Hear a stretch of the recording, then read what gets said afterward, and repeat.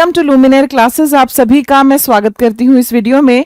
और आज मैं आपके लिए जो हमारा जीएटी का पेपर है, जनरल टेस्ट का पेपर है, वो यहाँ पर ले रही हूँ। और ये जो सभी टेस्ट आप कर रहे हैं ये लुमिनेयर के मॉक टेस्ट्स हैं, ठीक है।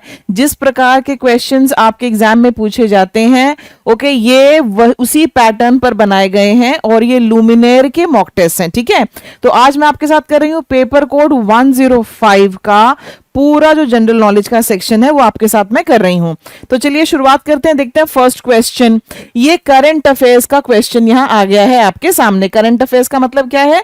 Current affairs means GK, okay. और जैसा कि आप यहां पर देख सकते हैं क्वेश्चन क्या है, which film one the best feature film at the 70th national film awards 2024।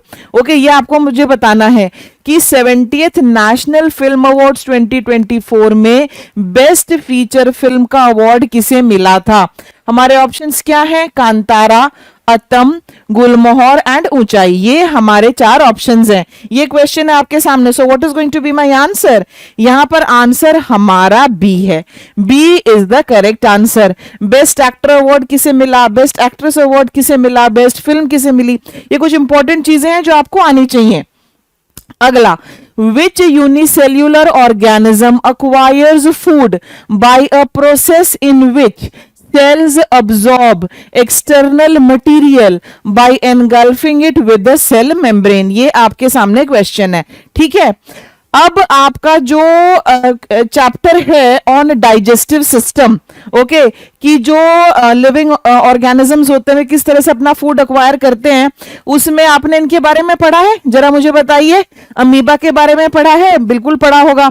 Reproduction में भी हम इनके बारे में पढ़ते हैं, ओके। जो इनका जो खाना खाने का सिस्टम है न्यूट्रिशन वाले चैप्टर में, वो बड़ा इंपॉर्टेंट है। तो ये एक इस प्रकार का ये ऑर्गेनिज्म होता है, राइट। और जब इसको कुछ खाना होता है, मान लो इसका फूड यहाँ है, तो इसके एक्सटेंशंस बनते हैं जिनको हम सुडोपोडिया बोलते हैं, और वो इस फूड को एनगल्फ करके फिर डाइजेस्ट कर लेता है। यस, तो ये हमारा आंसर है C, amoeba. It acquires food by a process in which cells absorb external material by engulfing it. Clear to you? Answer यहां पर जो है हमारा सी है। इससे क्वेश्चन ये भी आ जाता है कि इनकी जो वो फिंगर लाइक प्रोजेक्शंस बनती हैं उन्हें क्या कहा जाता है, ठीक है। ये हमारा क्वेश्चन था। 1 horse power is equal to approximately how many watts? 1 horse power जो है it is equivalent to approximately how many watts? Answer है यहां पर 746। आंसर यहां हमारा डी है, ठीक है जी। चलो आगे चलते हैं। Next question, which act allows the government to confiscate the assets of a newspaper in case of publishing anything objectionable? Okay, history का क्वेश्चन है, राइट। ब्रिटिशर्स ने काफी सारा काम किया था ताकि वो जो हमारा फ्रीडम मूवमेंट था उसको दबा सकें। कौन कौन से एक्ट थे, कौन से एक्ट में क्या प्रोमिनेंट था, कौन वाइसरॉय था, कौन गवर्नर जनरल था, ये सारी चीजें बेहद इंपॉर्टेंट है। अब यहां पर देखो, यहां पर आपसे कहा जा रहा है कि गवर्नमेंट जो थी वो एसेट्स कॉन्फिस्केट कर सकती थी, संपत्ति जब्त कर सकती थी उन न्यूज़पेपर्स की जो सरकार के खिलाफ कुछ भी आपत्तिजनक छापें। तो ये कौन से एक्ट में था, आपको मुझे ये बताना है। Ilbert act 1883, vernacular press act 1878, media act 1883 या फिर न्यूज़पेपर एक्ट ऑफ 1855। ये हमारे सामने चार ऑप्शंस हैं। तो यहां पर आंसर क्या होगा? आंसर है vernacular press act. Vernacular press act किसने पारित किया था? लॉर्ड लिटन ने। ये आप इनके बारे में याद रखना, बहुत बार पूछ लिया जाता है कि बताओ पारित किसने किया था? लॉर्ड लिटन। और इन्होंने जो हमारी वर्नाक्यूलर्स में छपते थे न्यूज़पेपर्स, जो लोकल लैंग्वेजेस में छपते थे, उनके ऊपर इन्होंने प्रतिबंध लगाया था और ये कहा था कि अगर ये कुछ भी ऐसा छापते हैं जो सरकार के खिलाफ जाएगा तो वैसी सिचुएशन में प्रॉपर्टी कन्फिस्केट कर ली जाएगी। Which act is this? This is your vernacular press act. क्या नाम है? Vernacular press act, okay. लेकिन लॉर्ड लिटन के बाद लॉर्ड रिपन आए थे, वो थोड़े लिबरल थे, ठीक है। अगला question, which union territory has its own high court? Simple question कह लो, पॉलिटी का क्वेश्चन है ये। वो कौन सी यूनियन टेरिटरी है जिसका अपना हाई कोर्ट है, ये आपको बताना है। अंडमान एंड निकोबार आइलैंड्स का है, चंडीगढ़ का है, दिल्ली का है, या दादरा नागर हवेली का है? चंडीगढ़ का तो जो हाई कोर्ट है वो हरियाणा और पंजाब का हाई कोर्ट है। दिल्ली का, Delhi is your answer. Answer यहां पर क्या है? आंसर यहां दिल्ली है। क्वेश्चन नंबर 13, आंसर यहां है दिल्ली। ठीक है, 13 my answer is going to be C, Delhi. चलिए आगे चलो, अगला question. Which of the following naturally occurring acids are present in an ant's sting? Present in an ant's sting. चींटी जब आपको काटती है, दबा के एक बार दर्द सा होता है ना तीखा सा, फिर आप बड़ी सारी खुजली करते हैं, थोड़ा कोकोनट ऑयल वगैरह लगाते हैं, तो उसने आपकी बॉडी में वो क्या इंजेक्ट किया जिसकी वजह से ये हो रहा है? उसकी स्टिंग में, चींटी के काटने में वो कौन सी चीज है? Lactic acid. लैक्टिक एसिड तो मिल्क में होता है भाई, right. Citric acid, citric acid किस में होता है? खट्टे फ्रूट्स में, सिट्रस फ्रूट्स में होता है ये, तो ग्रेप्स में हो गया, ऑरेंजेस में हो गया। फिर यहां पर क्या है? Methanoic acid. Question number 17, is it methanoic acid? Yes, methanoic acid का एक और नाम है फॉर्मिक एसिड। ठीक है जी, ये है इसका एक और नाम। और ये जितने भी हमें जो काटने वाली चींटी बीटी होती है ना, उनकी स्टिंग में यही होता है, मेथोनिक एसिड। मेथोनिक एसिड याद रखेंगे आप। ये कुछ इंसेक्ट्स जो बाइट करते हैं उसमें भी पाया जाता है, जिससे वो तेज जलन होती है। ये आंसर है। फिर क्या है? अच्छा, सी आंसर लीजिए, यहां पे मैंने आपके लिए लिख दिया। फिर उसके बाद यहां पर रह गया ऑक्सैलिक एसिड। ये ऑक्सैलिक एसिड कहां पाया जाता है? ऑक्सैलिक एसिड ये बहुत सारे प्लांट्स, लीफी वेजिटेबल्स वगैरह में पाया जाता है। चलो आगे, What does sericulture refer to? Oh interesting question, देखो ज्योग्राफी का क्वेश्चन। ऐसे कहा जाता है ना, एग्रीकल्चर क्या है, हॉर्टिकल्चर क्या है, फ्लोरिकल्चर फ्लावर्स उगाना है। ठीक है, तो अब आप मुझे बताइए सेरिकल्चर क्या है? सेरिकल्चर, SERICULTURE, इसमें क्या होता है? इसमें सिल्क वर्म्स जो होते हैं, रेशम के कीड़े, उनको पाला जाता है, उनसे सिल्क बनाई जाती है। तो ये क्या है? ये है commercial rearing of silk worms. Question ये भी आ जाता है बहुत बार कि सिल्क वर्म्स जो हैं ये किस चीज पर फीड करते हैं? तो ये अपने आप को फीड करते हैं मलबरी लीव्स पर, मलबरी लीव्स। ठीक है, ये भी आप याद रखेंगे, सेरिकल्चर कहलाता है। अच्छा, बाकी रह गए हमारे कल्टीवेशन ऑफ ग्रेप्स। क्या ग्रेप्स भी उगाए जाते हैं? यस, बड़ी मात्रा में इनसे वाइन बनती है। फ्रूट्स भी उगाए जाते हैं, मछलियां भी पाली जाती हैं। बताओ मुझे, तो कल्टीवेशन ऑफ ग्रेप्स क्या है? Viticulture, VITICULTURE। मेडिटेरेनियन रीजन इस चीज के लिए जाना जाता है, फॉर विटिकल्चर। फिर ग्रोइंग ऑफ फ्रूट्स, फल, ओके, पोमोलॉजी, POMOLOGY। और फिर क्या रह गया? Rearing of fish, fish, okay, fish. Pisciculture, PISCICULTURE, pisciculture. Clear to you? Fish जिसमें आ जाए पाइसियन। आपका सनसाइन है कि नहीं है? Macro economics deals with which of the following studies? Okay, macro economics दो होते हैं ये, macro economics, micro economics. Macro economics में क्या है? Reasons behind the unemployment, reasons behind the unemployment of resources, determination of total output. Yes, ये दोनों ही macro economics का पार्ट हैं। तो आंसर हमारा होगा D, both 1 and 2। This is the correct answer. अगला क्वेश्चन देखो, who was the first Indian, sports से रिलेटेड आपका क्वेश्चन आ गया। ओके, स्पोर्ट्स से related, who was the first Indian to win an individual Olympic gold medal? उस व्यक्ति का नाम बताओ जिसने पहला इंडिविजुअल ओलंपिक गोल्ड मेडल जीता है। आंसर क्या है? 23 का आंसर जो है अभिनव बिंद्रा।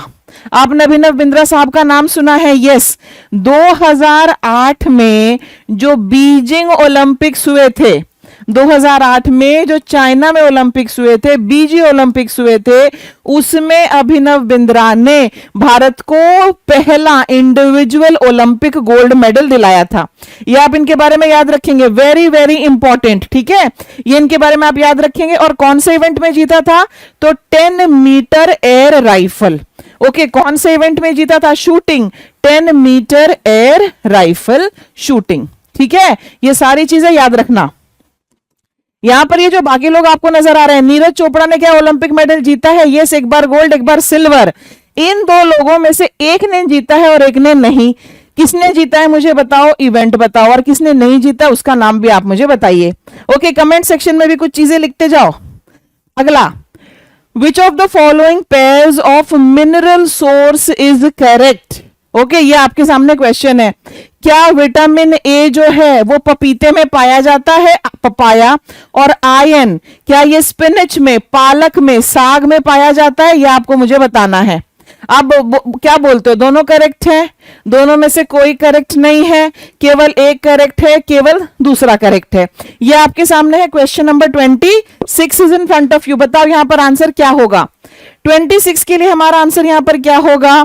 हमारे दोनों करेक्ट हैं। यस, पपाया में आपका विटामिन ए पाया जाता है और पालक में आयरन पाया जाता है। Iron is very very important for haemoglobin, right? So question number 26 answer क्या है मेरा? ए इज द करेक्ट आंसर। अब देखो, विच of the following is not a unitary feature of the Indian constitution? जैसे पॉलिटी की बुक हम खोलते हैं, स्टार्टिंग में यही सब आता है, फीचर्स क्या है हमारी कॉन्स्टिट्यूशन के। ओके, हमारे जो कंट्री है वहां पर ये जो अलग अलग फीचर्स हैं कॉन्स्टिट्यूशन के, अगर फंडामेंटल राइट्स हैं कहां से लिए हैं, फंडामेंटल ड्यूटीज हैं कहां से ली है। ओके, हम यूनिकैमरल हैं, हम बाई कैमरल हैं, हम यूनिटरी हैं, हम पार्लियामेंट्री हैं, हम प्रेसिडेंशियल हैं, एग्जैक्टली क्या है? तो यहां और फिर आपको बताया जाता है कि यूनिटरी फीचर्स कौन से हैं और बाई कैमरल कौन से हैं। अब यूनिटरी फीचर में यस, एक इंटीग्रेटेड हमारा जुडिशियल सिस्टम है। सबसे ऊपर सुप्रीम कोर्ट, उसके नीचे अलग अलग हाई कोर्ट्स, उसके नीचे district courts. Yes, single citizenship है। यस, बाई कैमरल लेजिस्लेचर, ये जो है ये यूनिटरी फीचर में नहीं आएगा। सी हमारा करेक्ट आंसर है। C is the correct answer. Okay, चलो अगला। IST, Indian Standard Time, is ahead of Greenwich Mean Time by 3 hours 45 minutes, 7 hours 15 minutes, 2 hours, 5 hours 30 minutes. हमारा इंडियन स्टैंडर्ड टाइम। ओके, आपने सुना होगा ग्रीनविच एक जगह है लंदन में, वहां से क्या होकर गुजरती है?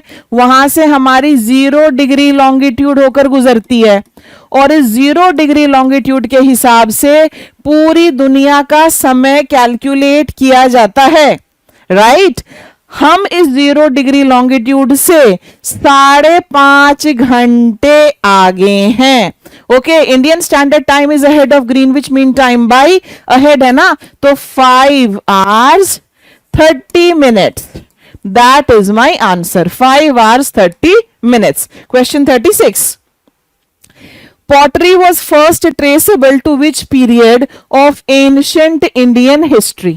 ये क्वेश्चन है आपके सामने। पॉटरी, ओके, देखो अलग अलग टाइम है। ओके, इस टाइम में इंसान ने जो है डोमेस्टिकेशन ऑफ एनिमल स्टार्ट किया, इस टाइम में इंसान ने जो है एग्रीकल्चर स्टार्ट किया, इस टाइम में उसने पॉटरी स्टार्ट की। ओके, तो बताओ पॉटरी जो है ये किस टाइम में स्टार्ट की गई थी? Okay, chalcolithic age, palaeolithic age, neolithic या मीजोलिथिक? आंसर यहां नियोलिथिक। क्वेश्चन नंबर 41, सी हमारा राइट आंसर है। 41 के लिए राइट आंसर क्या है? Okay, Neolithic. ओके, मेहरगढ़ एक जगह है जहां पर अर्लीस्ट पॉटरी के एविडेंसेस हमें मिले हैं। Which of these organizations issues 1 rupee currency notes and coins in India? Issues 1 rupee currency notes and coins in India. ये कौन करता है? अब मैं आपको बताती हूं। ये करता है हमारा मिनिस्ट्री ऑफ फाइनेंस। ओके, ये जो 1 रूपी नोट है ना, इसको लीगली, ठीक है, इसको कॉइन माना जाता है। लीगली इसको कॉइन माना जाता है, और कॉइन जो है उसको जारी करना किसकी जिम्मेदारी होती है? सरकार की, गवर्नमेंट की। इसलिए जितने 1 रुपए के नोट बनेंगे, जितने 1 रुपए के सिक्के बनेंगे, उन सब को ministry of finance, okay, ministry of finance जो है वो इशू करेगा। याद रहेगी आपको ये इंफॉर्मेशन। बाकी सारे कौन कर रहा है? बाकी सारों के लिए तो है रिजर्व बैंक ऑफ इंडिया। बाकी सब के लिए रिजर्व बैंक ऑफ इंडिया, केवल इसके लिए मिनिस्ट्री ऑफ फाइनेंस।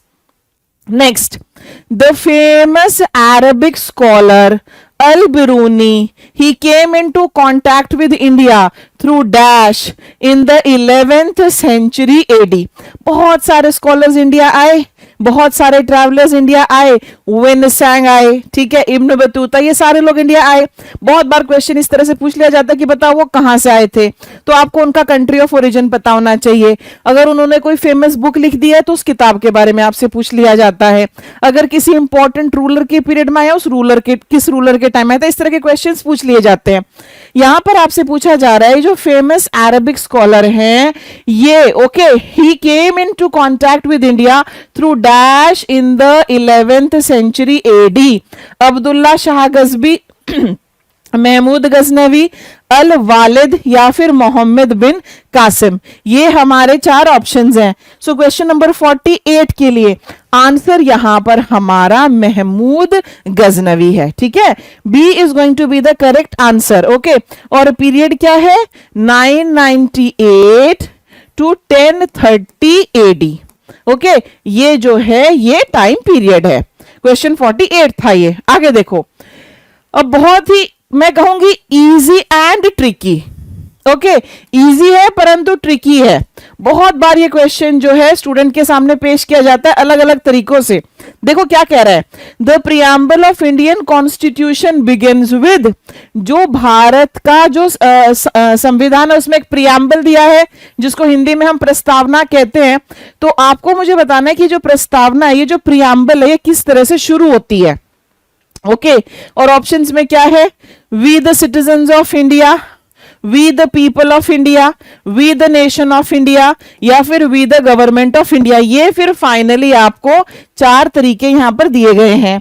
तो ये स्टार्ट ऐसे होती है, we the people of India do hereby adopt enact and give to ourselves this constitution. इस तरह से ना ये कुछ शुरू होती है। तो बहुत बार ऐसे भी क्वेश्चन आ जाते हैं कि जो कॉन्स्टिट्यूशन है वो अपना पावर कहां से ड्रॉ करती है, उसको ये शक्तियां कहां से मिल रही हैं। तो ये शक्तियां जो हैं उसको भारत के लोगों से ही मिल रही हैं। क्वेश्चन नंबर 49, आंसर जो है यहां पर बी है, आंसर बी है। और मैं आपको याद दिलाना चाहूंगी कि सोशलिस्ट और सेक्युलर, ओके, और इंटीग्रिटी, ये तीन शब्द प्रियम्बल में बाद में जोड़े गए थे। बाद में जो अमेंडमेंट हुआ था, ओके, अमेंडमेंट के तहत इनको जोड़ा गया था, ओके। बहुत बार ये क्वेश्चन दिया जाता है कि प्रियम्बल में जो कौन कौन से शब्द नहीं जोड़े गए थे। अब ये है क्वेश्चन नंबर 50। क्वेश्चन नंबर 50 ध्यान से देखिए, इसमें क्या कहा गया है, which force causes winds to deflect towards the right in the northern hemisphere and towards the left in the southern hemisphere। Okay, बहुत ही बढ़िया क्वेश्चन ज्योग्राफी की बुक में, ओके। ये तूफान कैसे आते हैं, ओके, ये तूफान कैसे आते हैं, विंड मूवमेंट इस डायरेक्शन में उस डायरेक्शन में क्यों है, low pressure area, high pressure area, ये सारी चीजें जहां पढ़ेंगे ना वहां पर आप इसको भी पढ़ेंगे। तो इसमें क्या दिया हुआ है कि हमारा जो अर्थ है उसकी रोटेशन रेवोल्यूशन होती है। तो रोटेशन की वजह से विंड्स जो है एक पर्टिकुलर डायरेक्शन में डिफ्लेक्ट होती है नॉर्दर्न हेमिस्फीयर में, और एक पर्टिकुलर डायरेक्शन में सदर्न हेमिस्फीयर में। तो आपको यहां पे बताना है ये कौन सी फोर्स की वजह से है। तो यहां पर आंसर है हमारा कोरियोलिसिस फोर्स, आंसर जो है वो बी है। Question number 50, what's my answer, answer is B. इसकी वजह से, इस फोर्स की वजह से क्या होता है, नॉर्दर्न हेमिस्फीयर में winds are deflected towards the right and southern hemisphere में towards the left. Okay, is it clear to you? So my dear students, that's all in this video. मैं उम्मीद करती हूं कि जब मैं क्वेश्चंस आपके साथ करवा रही हूं तो आपको आइडिया लग रहा होगा किस तरह के क्वेश्चंस आते हैं, and at the same time आपकी खुद की तैयारी कैसी है आपको यह भी जांचने का मौका मिल रहा होगा। Keep studying, keep preparing and keep testing yourselves. ये जो टेस्ट हमने किया, ये लुमिनेयर के जो मॉक टेस्ट हैं उसका एक पर्टिकुलर सेक्शन मैंने आपके साथ किया। I wish you all the best. Video को लाइक जरूर करें, चैनल को सब्सक्राइब करें और वीडियो को शेयर करें। Thank you for watching. Bye bye.